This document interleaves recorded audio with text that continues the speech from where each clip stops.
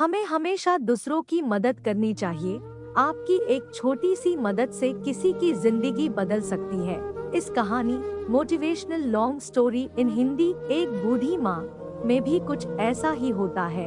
हर रोज की तरह गुप्ता जी स्कूटर पर सवार होकर के सुबह सुबह दफ्तर जा रहे थे। उनकी पत्नी ने कहा कि वापस आते हुए सेब ले करके आना। जब ऑफिस की दिशा में रवाना हो रहे थे तो फ्लाईओवर से पहले ही एक सड़क किनारे बैठी हुई एक महिला दिखी जो सेब बेच रही थी। उन्होंने अपना स्कूटर रोक लिया और सवाल किया, क्या भाव है माताजी? महिला ने उत्तर दिया, 40 रुपए किलो। इस पर गुप्ता जी मोल भाव पर अड़ गए।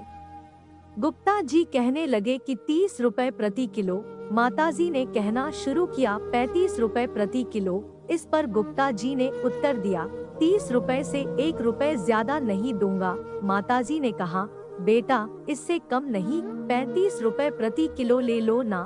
गुप्ता जी ने अपने स्कूटर की रेस बढ़ाई और कहा, 30 रुपए से 1 रुपए ज्यादा नहीं मिलेगा। माताजी कहती है, बेटा ऐसा मत करो, ले लो ना 35 रुपए प्रति किलो। गुप्ता जी ने अपने ऑफिस की दिशा में स्कूटर चलाते हुए वहां से बाहर निकल लिया और ऑफिस पहुंच गए। शाम को फिर से बाहर निकलते समय वो एक फल भंडार में पहुंच गए जिसमें विभिन्न फलों का विकल्प है। अब वहां मोल भाव करने का कोई विकल्प नहीं था क्योंकि उस स्थान पर एक फिक्स्ड रेट का बोर्ड लगा हुआ था। जब वह वहां पहुंचे और देखा कि सेब का मूल्य 50 रुपए किलो है तो गुप्ता जी को थोड़ी हैरानी हुई क्योंकि वहां सड़क किनारे उपलब्ध हो रहे सेब का मूल्य 40 रुपए किलो था। उन्हें यह लगा कि कुछ अजीब सा हो रहा है, इसलिए वह तेजी से फल भंडार के मालिक के पास गए और बोले, भाई साहब 40 रुपए किलो में दो ना। फल भंडार के मालिक ने हंसते हुए कहा, भाई साहब यहाँ सब फिक्स्ड रेट में मिलता है, आप यहाँ पर मोल भाव नहीं कर सकते। अगर आपको मोल भाव करना है तो किसी और जगह से ले लो। गुप्ता जी ने कहा, ठीक है, लेकिन मुझे पता चला कि बाहर की दुकानों में तो यही रेट है।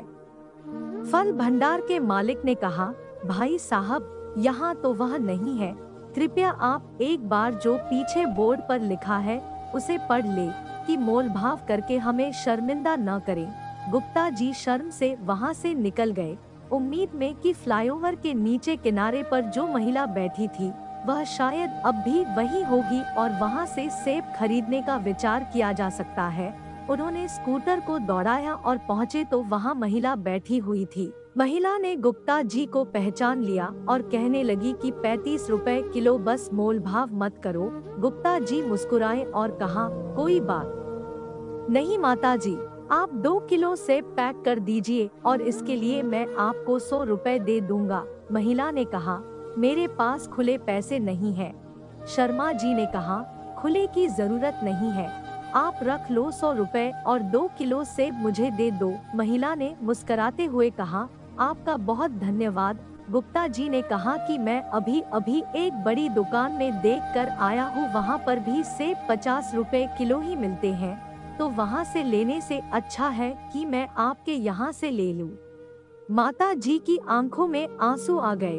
उन्होंने कहा, मैं कैसे बताऊं, हमारी स्थिति इतनी कठिन हो गई है कि सड़क किनारे फल बेचने में मजबूर हूँ। मेरे पति की मृत्यु हो गई थी और वे बीमार थे, कर्जा भी बढ़ गया और हम सब से सहारा मांगते रहे। इसी कष्ट से बाहर निकलने के लिए मुझे सड़क किनारे ये फल बेचने पड़ रहे हैं। यह एक आशा है कि कोई इसे खरीद लेगा, लेकिन कोई खरीदता ही नहीं। इस पर गुप्ता जी ने कहा, इस तरह की बातें मत करो, मैं कल सुबह फिर आऊंगा और कुछ और पैसे लेकर तुम्हारे पास आऊंगा। घर पहुंचकर गुप्ता जी ने अपनी पत्नी को 2 किलो सेब दे दिए और उनसे कहा, मुझे 500 रुपए का एक नोट लाकर के कल किसी की मदद करनी है। मैडम ने पूछा, क्या हुआ? और गुप्ता जी ने उन्हें पूरी कहानी सुनाई। उन्होंने कहा, हम पता नहीं क्यों मोल भाव करते हैं। सड़क किनारे जो सामान बेचते हैं उन लोगों से जो अपनी मेहनत से जी रहे हैं और लाचार होते हैं, हमें उनकी मदद करनी चाहिए इस तरह की कठिनाइयों में। लाचार होने के बावजूद वे अपनी जीवन शैली को बनाए रख रहे हैं और हम उनसे भी मोल भाव कर रहे होते हैं, जबकि बड़े बड़े शोरूम में जाते हैं और पैसे देकर के आ जाते हैं। अगले दिन गुप्ता जी ने माता जी के पास पहुंचकर 500 का नोट दिया और कहा, माता जी आप अब कर्जा चुकाना शुरू करें और फल लाना शुरू करें मंडी से। माताजी ने कहा, बेटा तुम्हारे 500 रुपए का कर्जा मैं कैसे चुकाऊंगी? गुप्ता जी ने कहा, चिंता मत करो, मैं आपसे फल खरीदता रहूंगा। ऑफिस में जाकर गुप्ता जी ने इस बात को अपने साथियों के साथ साझा किया और उन्होंने भी इस माता जी से फल खरीदने का निर्णय लिया। सभी साथियों ने मिलकर पैसे इकट्ठा किए और एक ठेलागाड़ी माताजी को खरीद कर दे दी। इससे माताजी को काफी फायदा हुआ और धीरे धीरे उसका धंधा भी अच्छे से चलने लगा। हमें हमेशा दूसरों की मदद करनी चाहिए। आपकी एक छोटी सी मदद से किसी की जिंदगी बदल सकती है। आप दूसरों की मदद करते रहिए, भगवान आपकी मदद करेगा। और मोल भाव करना बंद कीजिए।